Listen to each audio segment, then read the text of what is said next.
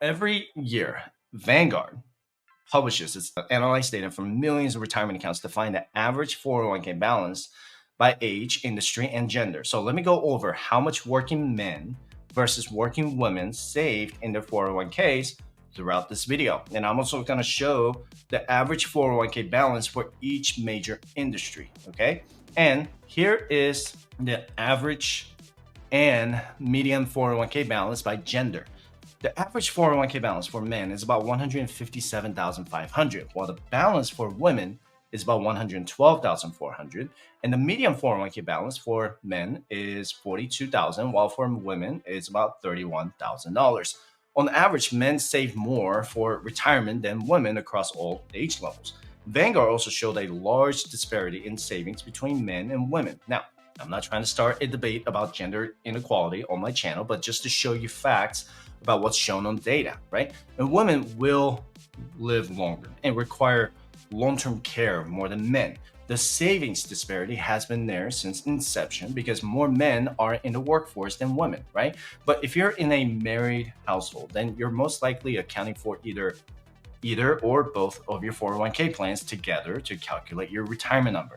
And according to Bankrate's retirement savings survey, more than a quarter of working women did not contribute to their retirement savings and missed out on the employer match between August 2023 and 2024, compared to 16% of working men. And the survey also showed that nearly 60% of women fell behind on their retirement savings and they don't feel confident about their retirement investments. And the biggest problem is that the 401k industry has made it more complex than it needs to be when it comes to investing. On the other hand, more working women are actually saving for retirement than ever before.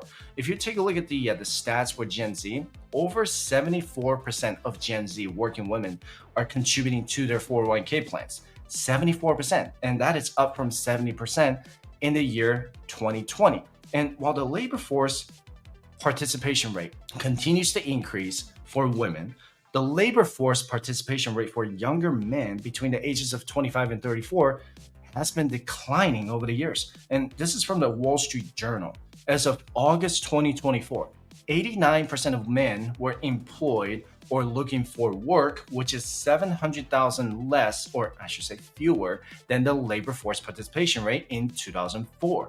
This is while women's participation rate is up 6% in just the past 10 years at almost 79%. And what's concerning from this article is that younger men are becoming lonelier than due to a lack of social connections after the pandemic.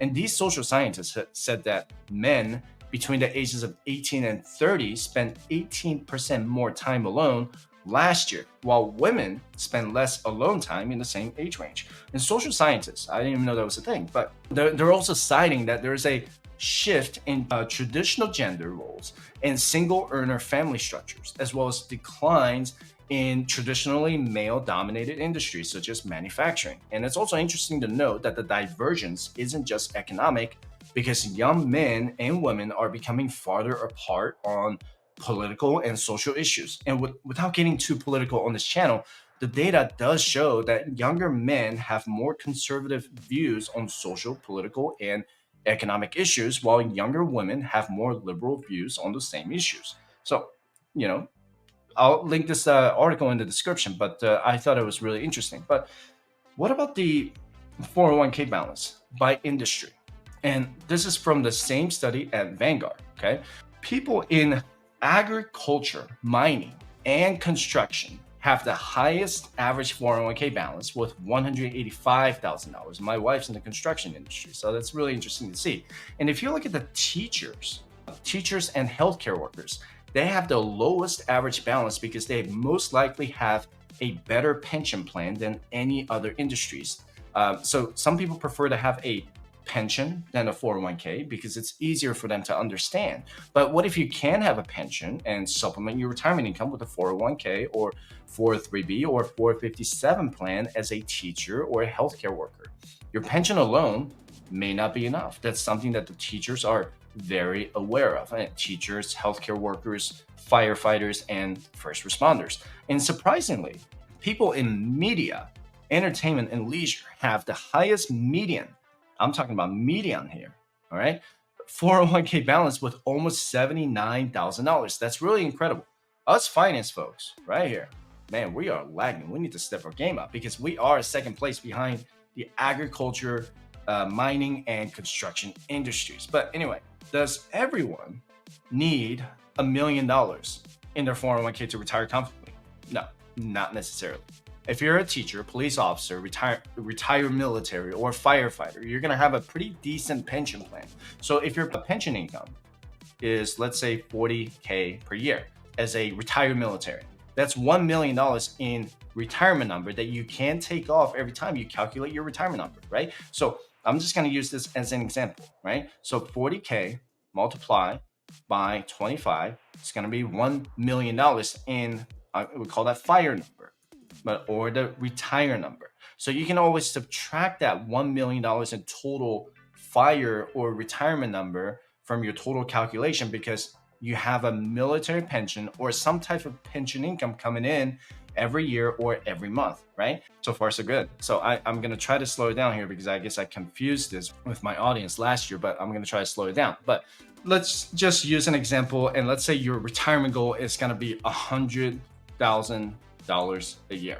That's going to be your goal to retire with $100,000 a year. Okay. So, and you make, we'll just say 40K a year military pension. Then you just need to have 60K invested. So if you did $60,000 times 25, okay, so that's going to give you $1.5 million, right? So if you multiply $100,000, and I'm going to try to take it slow, but if you do 100,000 multiplied by 25, that's going to give you what? $2.5 million. So that is your financial independence number because you're going to have 25 times your annual expenses if your desired expenses are going to be $100,000 a year. That makes sense so far, right? By the way, I am so fired up to announce the launch of my private FIRE community for people just like you and me who are passionate about investing, saving, and achieving financial independence and exploring different possibilities to retire early.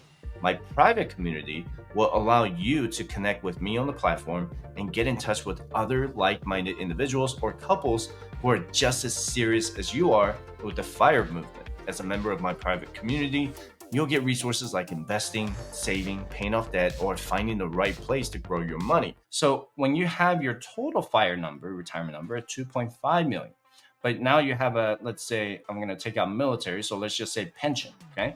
You have $40,000 a year in pension.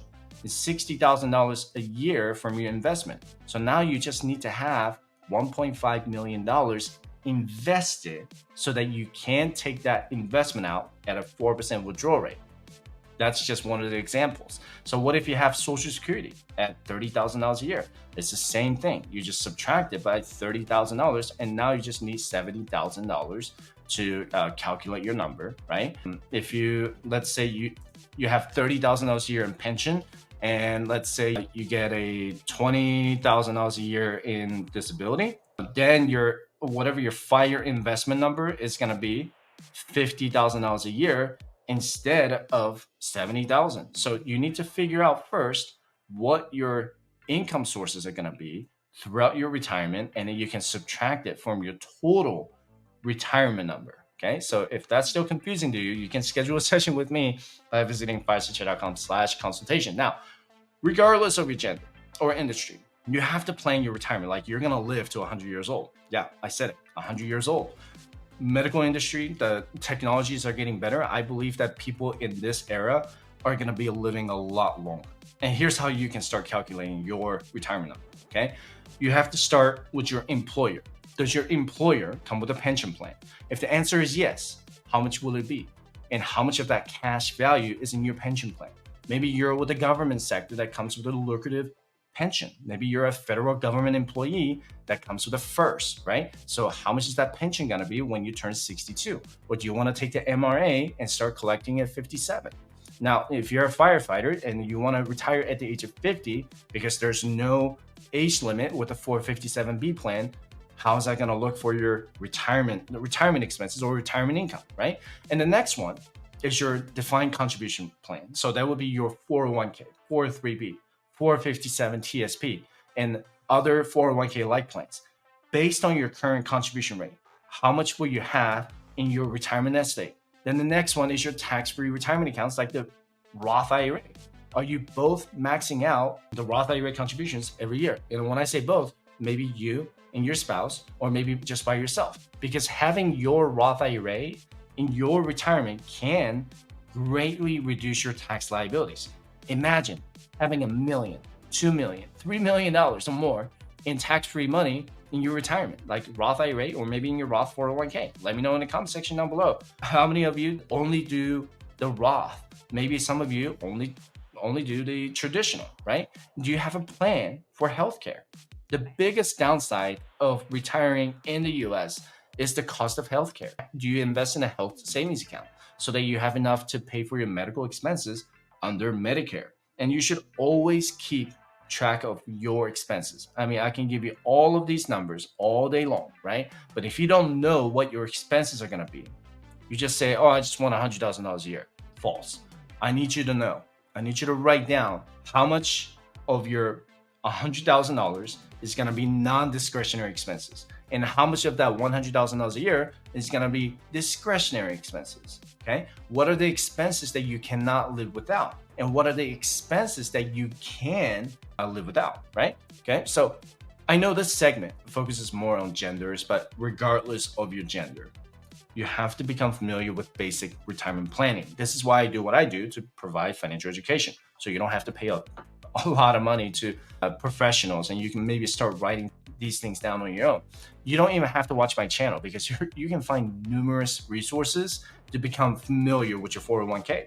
If you're ever in doubt, always remember the following priority order. Your employer match is your #1 priority. Your Roth comes second, and then your tax deferred comes third. Your 401k can grow so much faster if you have an employer match. If you don't have access to a 401k plan, you have other options like your Roth IRA or a regular brokerage account. Every day you don't invest is every day you delay your retirement date. You need to understand how to take risks and when to become risk averse. Get your free resources by visiting financial.com/resources.